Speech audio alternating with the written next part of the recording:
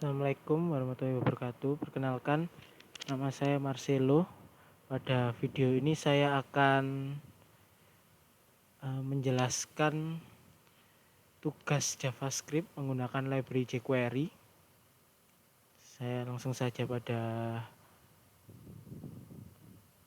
programnya. Di sini saya menggunakan library jQuery, di mana ini ada library-nya dan inilah script yang telah saya buat. Setelah itu saya membuat deklarasi di dalam ini, dokumen ready function. Ini yang berarti bahwa semua yang ada di dalam sini akan berjalan ketika halaman itu dimuat. Nah, pada jQuery kali ini atau JavaScript ini saya menggunakan asynchronous fetch, tetapi sebenarnya pada library jQuery sendiri tidak menggunakan fetch tetapi menggunakan Ajax. Tapi dari beberapa literasi yang telah saya baca, pada pemrograman web modern rata-rata menggunakan fetch. Jadi di sini saya menggunakan fetch, tetapi ini merupakan JavaScript natif yang tidak menggunakan jQuery. Di sini saya mendeklarasikan const data, di mana ini adalah asynchronous. Lalu saya mendeklarasikan const data respond, di mana ini dia akan buat promise atau await ini adalah promise, di mana dia menarik data dari API sampleapis.com. Ini adalah IP gratis yang terdapat pada internet. Lalu const data dia melakukan promise lagi untuk menunggu respon dari JSON-nya. Lalu dia mengembalikan nilai data tersebut. Setelah itu saya membuat variabel baru bernama coffee data, di mana dia bertipe array. Lalu dari data ini saya masukkan nilai coffee data ke result dan saya memanggil fungsi display data. Nah, setelah itu pada fungsi display data ini saya membuat variabel baru lagi dengan nama data, di mana datanya ditarik dari coffee data tersebut. Nah, setelah itu saya membuat variabel item per page 6 var number of page match sale data length atau item per page. Ini saya gunakan untuk membuat tampilan halaman saya pecah-pecah gitu ya. Lalu di ini saya ada start index, di mana current page dikurangi 1 dikali item per page, dan juga end indexnya start index tambah item per page. Nah, di sini saya menggunakan data slice yang berfungsi untuk membagi data tersebut untuk dapat digunakan dalam tampilannya nanti. Jadi data show ini adalah data slice dibagi dari start index sampai end index. Nah, setelah itu di sini saya baru menggunakan jQuery-nya. Ya kayaknya ya. Di sini saya membuat jQuery. Ini adalah ciri khas dari jQuery. Saya menggunakan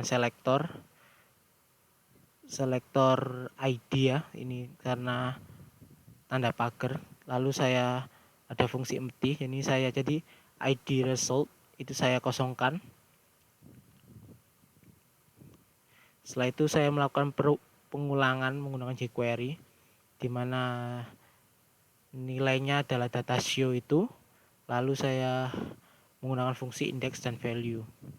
Lalu saya menggunakan text value description. Ini juga saya gunakan untuk membagi teksnya seperti read more atau read list itu.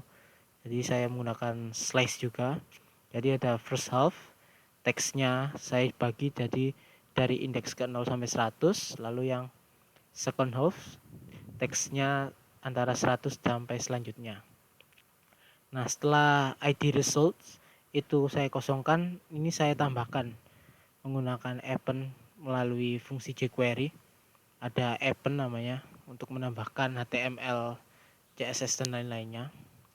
Seperti ini. Lalu untuk setiap datanya saya tarik dari value ini. Jadi value karena API ini menggunakan API ini JSON ya tipenya.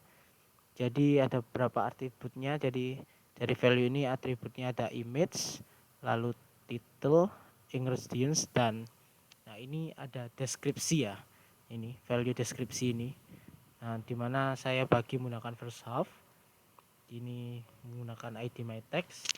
Lalu ada saya kasih span untuk ada titik-titiknya ketika dia dibagi. Setelah itu ada second half ini. Dia lanjutannya dari data yang telah saya bagi nih, dari first half dan second half.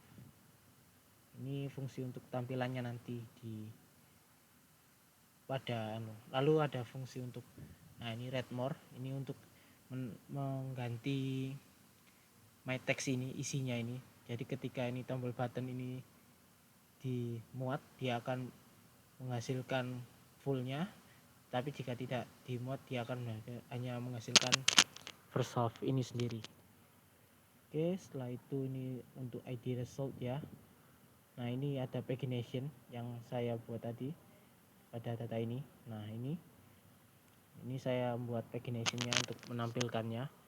Di sini saya menggunakan selector ID pagination. Lalu saya melakukan perulangan di mana variabel i sampai dengan number of page. Nah, pada ID pagination ini saya tambahkan, setelah saya kosongkan saya tambahkan ini untuk tampilan di bawahnya nanti. Ini slil, lalu a ini untuk current page aktif. Nah, ini itu tadi yang ada pada fungsi display data. Setelah itu, nah di sini ada let current page. Ini display data tadi saya panggil dengan parameternya current page itu. Nah, di sini ada fungsi delegasi yang dimana tadi read more itu. Nah, ini read more. Ini saya deklarasikan kelas read more ini. Nah, ini kan ada di read more ini ada pada ID results. Nah, di sini jadi pada ID results diklik pada ini kelas read more ya kan, kelas read more ini.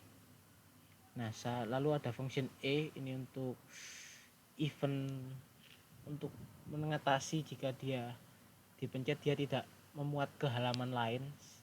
Jadi prevent default ini sebenarnya hanya untuk itu.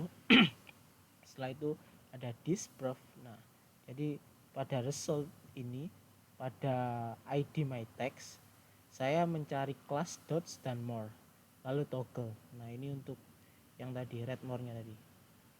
Jadi saya mencari ID my text, ini ID my text. Di dalam ID my text ini saya cari class dots dan more. Nah, ini ada class dots lalu ada class more. Itu untuk membagi deskripsinya agar tidak terlalu panjang untuk tampilannya. Setelah itu saya kembalikan untuk return text. Jadi ketika dia dipencet dia akan mengembalikan read less, jika tidak dia akan kembali ke read more lagi. Ini seperti ini fungsi read function text, return text. Setelah itu sudah. Nah, di sini saya menangani paginationnya untuk klik-kliknya itu.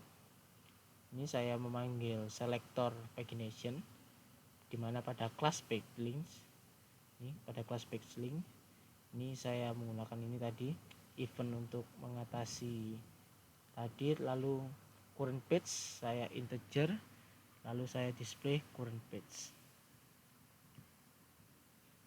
Oke, saya itu saja. Oh ya, pada result ini saya ambil pada sini. Nah, di sini jadi HTML-nya pada terdapat di sini. Jadi di bawah ini dia akan menampilkan ini yang telah ada perulangannya. Sedangkan untuk pagination ini ada pada bawahnya. Nah, ini pada full class ini ID-nya pagination. Oke, ini sudah saya run. Ini tampilannya. Ini data-data yang telah saya ambil dari API di internet. Ini tampilannya. Ini untuk paginationnya.